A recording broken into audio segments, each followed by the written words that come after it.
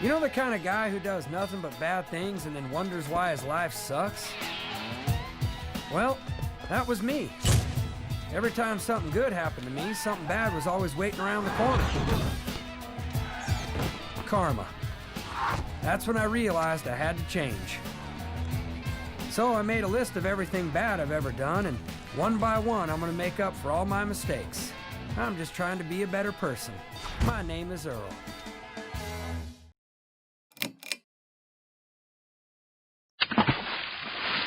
Earl here has a naive view of karma, which his TV show often enables. In the first episode, his bad deeds strip him of his lottery winnings, and then his good deeds get him his lottery winnings back. That's instant karma right there. But other episodes make it clear karma is more complicated than Earl describes. Earl, karma is a very complex Buddhist principle. It's the totality of a person's actions which determines the fate of the next stage of their existence. Karma is a concept associated with Hinduism and Buddhism, among other belief structures, which has been interpreted in lots of different ways. Maybe karma proves we have past lives. Maybe past lives are a convenient fiction to explain karma. If you're a Jainist, maybe karma is personal, mixed into your soul. If you're a Taoist, maybe karma is tracked for you by deities. Karma is one way we make sense of our complicated world. These last few weeks have been pretty stressful, right? I've tried to relax a little each night, listening to the Lotus Sutra, as read aloud in this 11-hour YouTube video. In folktales, the Lotus Sutra is described as this life-affirming source of empowerment, the path away from endless suffering, but it kind of keeps bringing me back to Earl. See, in the Lotus Sutra, the Buddha describes how he's got all these perfect teachings, which most people would rather ignore, preferring inferior teachings for short-term rewards. The Buddha's solution to this is skillful means. Offer inferior teachings which are easy to accept, but which lead to the perfect teachings which really save us. He gives the parable of a guy whose kids don't realize their house is on fire. He tells his kids, "Hey, I got all your favorite toys for you outside," and that gets the kids to escape. Outside, he buys his kids way better toys than the ones he promised. I think My Name is Earl is a demonstration of skillful means. Earl is compelled to better himself by a naive view of karma, but this naive view leads him to understand karma's complexity and present that complexity to the audience using cultural context they can accept. For instance, let's talk reincarnation. Earl isn't shown to have any past lives, but we're always getting flashbacks to different phases of the one life he's got, and the different phases affect him in the present. Like in the episode Barn Burner, Earl's friend Darnell says his kids aren't allowed at a ranch, and Earl realizes it's because he burnt down the barn when he was a kid. So he builds the ranch a fence for their ostrich. That's the standard layout of an episode. So the show presents karma secularly, removing an excuse not to learn about it. But in the episode Faked My Own Death, we see Earl once faked his own death to get out of a relationship with a girl he didn't like. Earl's dead. He was lost at sea. This is all they found of him. I thought you'd want it. When he tries to make up for it by confessing what he did, the girl's new boyfriend decides to fake his death too. The real resolution comes when she gains the self-confidence to stand up to these death fakers, which she demonstrates by faking her own death. I'd like to think that this episode is winking symbolically. If you do believe in reincarnation, death isn't a get-out-of-karma-free card. Earl's simplistic notion of karma is complicated by his relationships to other people. In the episode Randy's Touchdown, Earl remembers convincing his little brother Randy to botch a football game to win a bet. He gets Randy another chance to score a touchdown, but Randy botches it again to win another bet, to help Earl protect his lottery winnings.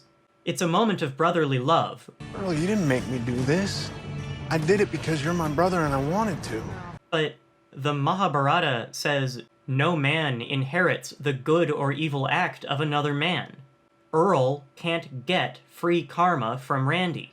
In that episode, Barn Burner, we learn Randy actually burnt down the barn and let Earl take the blame. So one reason Randy helps Earl is to make up for his own bad karma. This puts Earl in a precarious position. He needs Randy's help, and Randy feels obligated to help. But when Earl takes that help for granted, he no longer deserves it. Number 53, put used gum under almost every table I've ever sat at. How am I supposed to know which ones are mine and which ones are yours? In the episode Stole Beer from a Golfer, Earl's obsession with his list makes Randy give up a chance to go to the county fair, and Earl feels so bad about it, he adds neglected Randy to the list. Then they both drive the car from Smokey and the Bandit, and Randy gets to be the bandit. But not all Earl's relationships are so helpful. In a past life, he was married to Joy, who wants to benefit from Earl's karma. Like in that episode, Randy's touchdown, Randy gave up his touchdown to keep Joy from stealing Earl's lottery money in the B-plot. But Joy soon realizes she can exploit Earl's karma in more complicated ways. When you can't fix the bad thing you done to somebody, what do you do then? Well, I guess I try to figure out another way to make it up to him. Like, I don't know, maybe buying them a hot tub? In the episode Broke Joy's Fancy Figurine, Earl tries to help someone win a figurine in a contest, so he can give the figurine to Joy, replacing one he broke. Joy tries to win the contest herself, because if Earl can't win the figurine for her, he'll have to buy her a hot tub instead. Joy wins the contest, but she doesn't get her hot tub. Earl decides the contest experience alone was enough to cross her off his list. And along the way, he got to take a knife for the sake of someone else. In a roundabout way, Joy helps Earl karmically. At the beginning of Season 2, Joy accidentally kidnaps a delivery guy when she steals his delivery truck. At the end of Season 2, Earl goes to prison for her, so her kids will still have a mom, such as she is. Earl wonders how Karma will react to this. It made sense. When I considered all the crimes I did and never got caught for, maybe this was Karma's way of wanting me to pay. I sentence you to 2 years in the state penitentiary. I'd taken the fall so Joy wouldn't have to give anything up. But now I was the one giving something up. I was giving up everything. Earl doesn't have a good time in prison, but there are bad deeds on his list he couldn't have resolved outside. Joy's interference sets Earl on windy paths which force him to accept Karma's indirect route. It has to be indirect, because as much as Earl thinks about his own karma, he plays a role in the karma of everyone around him. Like in the episode, "Oh Karma, Where Art Thou?", Earl meets a guy he really wants to punch in the face, but he holds back, thinking of Karma. But when he can't control himself anymore, he socks the guy, and the guy's life totally falls apart in poetic karmic retribution. Sometimes Earl acts on behalf of Karma. I just wanted to hit the guy, not ruin his life. I started out trying to do something good and ended up getting the guy divorced and thrown in jail. I screwed up. That's all there is to it. Well, you said Karma'd get him eventually. I said karma, not my fist. But Karma doesn't have fists. Religions which discuss karma don't make it our goal to get good karma.